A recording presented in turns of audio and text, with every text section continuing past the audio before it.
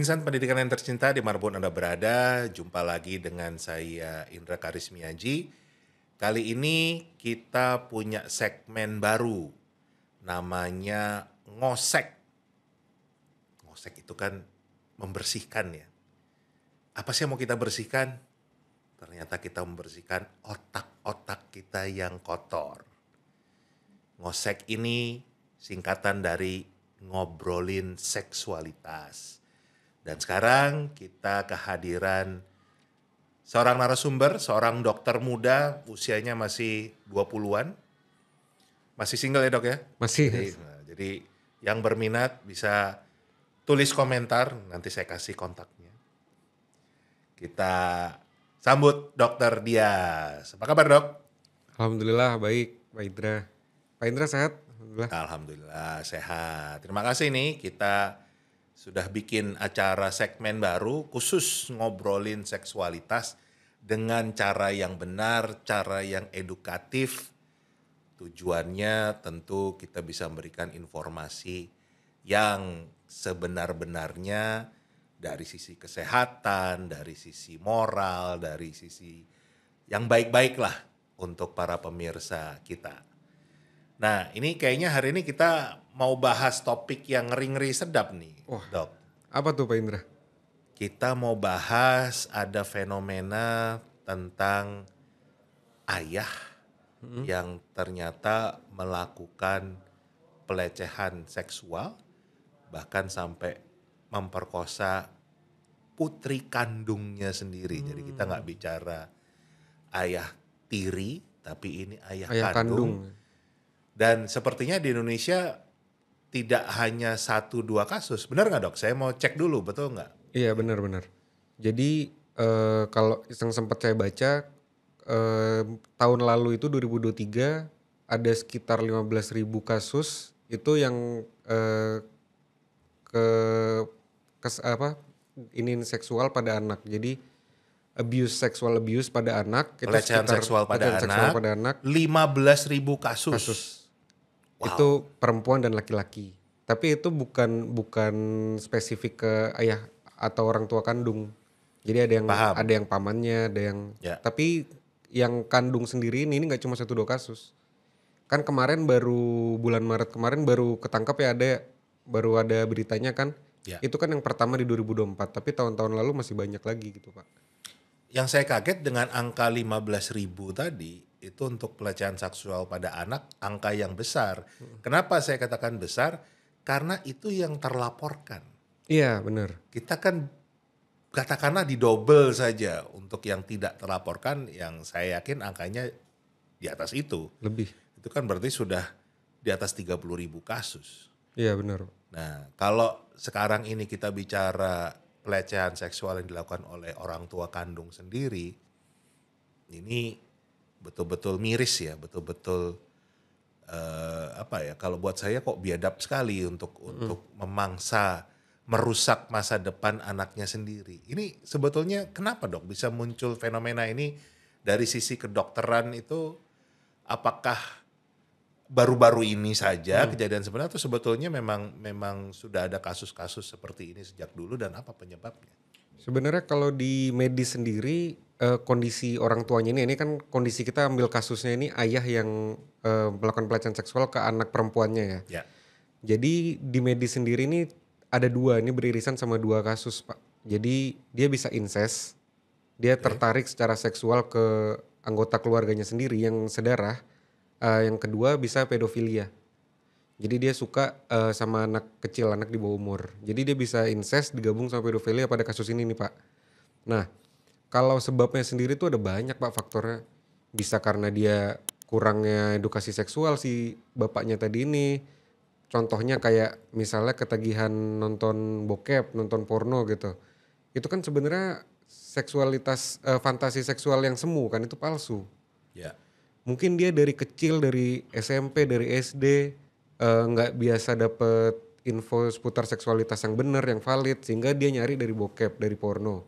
Sehingga di dalam bawah sadarnya dia tertanam kalau seksualitas yang benar seperti itu, padahal itu kan fantasi yang semu, yang palsu.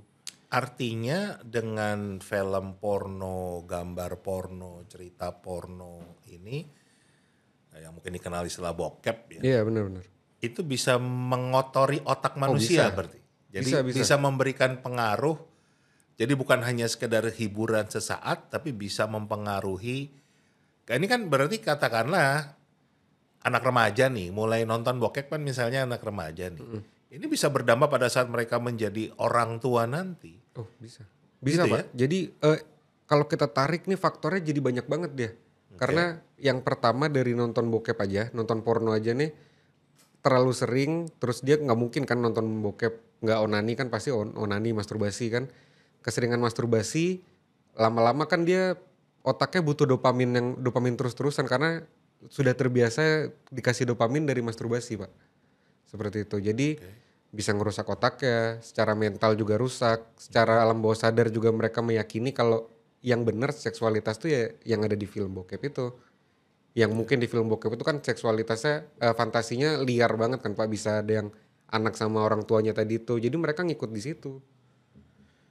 Untuk mikir secara sadar juga mereka sulit. Tadi udah kebanyakan onani, kebanyakan masturbasi, kebanyakan nonton porno. Tapi saya masih nggak kebayang gitu loh untuk bisa merusak anak sendiri. Ini kan kita bicara masa depan anak sendiri, anak kandung sendiri ya kan begitu. Buat saya masih nggak masuk akal tuh dok. Apa kok bisa? Karena saya sebagai seorang ayah juga kan jauh sekali punya pemikiran seperti justru kita itu punya tanggung jawab melindungi anak kita, ya kan? Malah saya ingat zaman dulu misalnya ada cowok datengin ke rumah ngapelin anak saya tuh, saya mastiin aja saya sambil bersihin senapan. Waduh. Gitu. saya nggak mau main ke sana kayak Pak. Jadi kita malah justru punya rasa tanggung jawab untuk melindungi anak kita, tapi ini kok justru malah merusak masa depan anak itu gimana ya? Nah itu tadi, jadi cara dia ini nggak bisa berpikir secara normal gitu Pak. Ini kan masuknya udah jadi gangguan mental. Kayak yang udah saya bilang di awal tadi, bisa aja si orang tua ini, si bapaknya bisa incest sama pedofil. Jadi dia suka anak kecil, kebetulan incest lagi. Jadi dia suka anak kecil yang sedarah sama dia. Kayak gitu, itu kan emang nggak bisa kita pahami, kita yang bisa berpikir normal, maksudnya kesehatan mentalnya normal, baik, sehat, kan kita nggak bisa memahami itu. Cuma orang yang mengidap penyakit ini itu mindsetnya seperti itu, dan ini penyebabnya banyak faktor. Salah satunya ketagihan nonton porno tadi, kebanyakan onani, masturbasi. Nggak dari kecil itu, dari dini nggak mendapatkan informasi yang valid gitu Pak. Oke.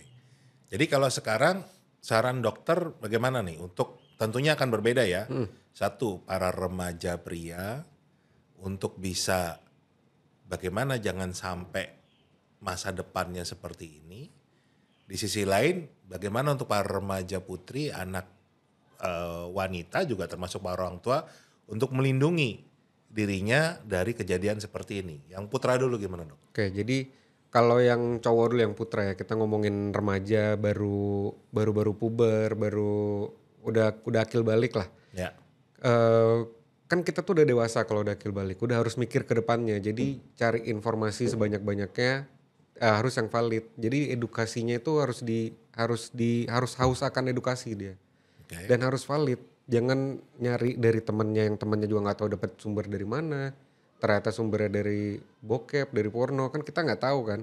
Ya. Jadi harus membekali diri untuk masa depan anaknya nanti, karena kan kita akan akan membangun keluarga, jadi kepala keluarga. Harus sadar dari dalam dirinya sendiri sih. Ya. Kalau akan jadi kepala keluarga, dan menurut saya nggak cuma remajanya ini aja Pak, termasuk lingkungannya, orang tuanya, terutama yang paling dekat orang tua. Para pendidik juga. Pendidik di sekolah, guru harus mengkondisikan gimana caranya bisa menjadi konselor yang nyaman buat anaknya. Jadi anaknya kalau mau sharing, mau belajar ke orang tua, ke guru itu nyaman, bisa dapat pembimbingan yang benar gitu Pak. Oke, satu, jadi intinya carilah informasi yang terpercaya, informasi yang edukatif. Karena kita juga lihat kan dok, di YouTube itu juga banyak YouTuber yang membuat konten itu, misalnya ya bicara tentang incest, ya kan? Dan itu yang nonton bisa jutaan itu dok kan Iya, gitu loh. banyak, Jadi banyak. jadi berhubungan dengan pamannya sendiri, berhubungan dengan tantenya sendiri, berhubungan dengan kakak tiri, adik Iya, tiri ini, dan itu menjadi konsumsi entertainment kan iya gitu, benar. dan penontonnya bisa jutaan itu. Itu justru hal-hal yang mungkin nggak perlu dihindari, tapi kita tahu itu bisa berdampak pada hal yang buruk. Iya benar Jadi Pak. misalnya kan sama aja kayak rokok nih kan gitu. Kita semua orang pasti tahu kalau ngerokok itu merusak kan gitu. Merusak benar. Tapi kan kita sulit juga menahan orang untuk tidak merokok kan gitu. Tapi Iya paling benar. nggak bagian dari ngosek ini kita memberitahu itu punya dampak yang Negatif. negatif buat, jadi dari bokep, dari bahkan bokep itu kan isinya fantasi semua, Iya, bukan nyata fantasi ya semua. kan, fantasi semua nggak. Kemudian ya kisah-kisah yang di TikTok tuh juga banyak tuh dok, yang aneh-aneh begitu, yang akhirnya membuat kita berfantasi Berfantasi. macam-macam kan gitu. Nah itu yang juga artinya kita berhati-hati bisa membedakan mana yang edukatif, mana yang betul, mana yang memang Cuma fungsinya untuk entertainment. sebagai entertainment. Iya Ya, benar. satu itu, apalagi dok?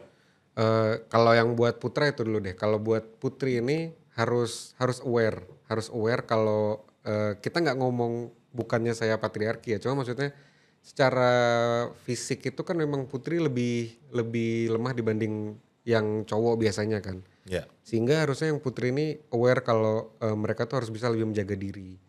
Jadi dengan edukasi tadi itu juga salah satunya, dan ke membatasi dirinya kayak ke keluarga, walaupun bapaknya sendiri kalau mereka udah sudah akil balik, udah dewasa, harusnya bisa membatasi kayak ke bapaknya nggak kebanyakan peluk-peluk yang dusel-dusel gimana, itu kan ada batasannya walaupun keluarga sendiri saudara.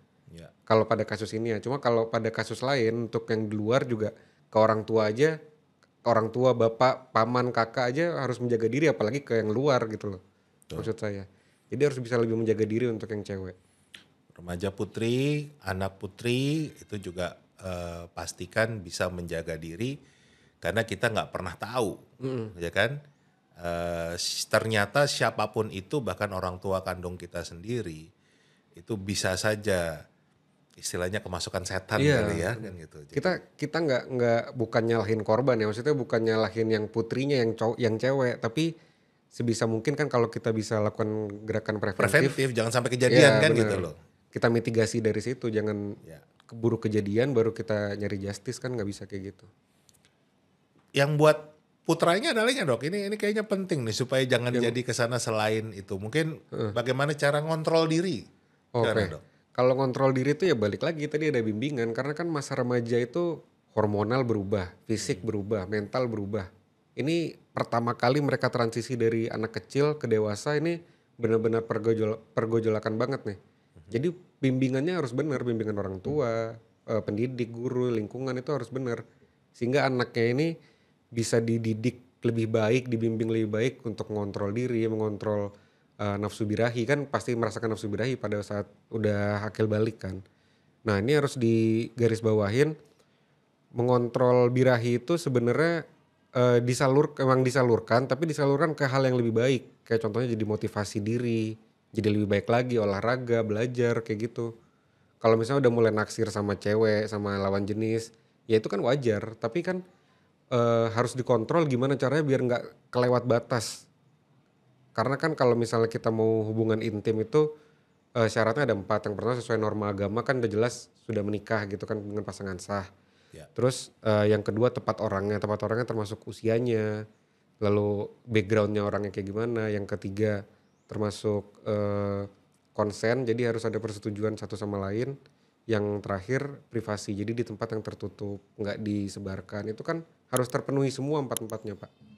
Jadi kalau mereka masih remaja terus pacaran terus melewati batas hubungan intim, itu kan nggak sesuai sama 4 syarat tadi.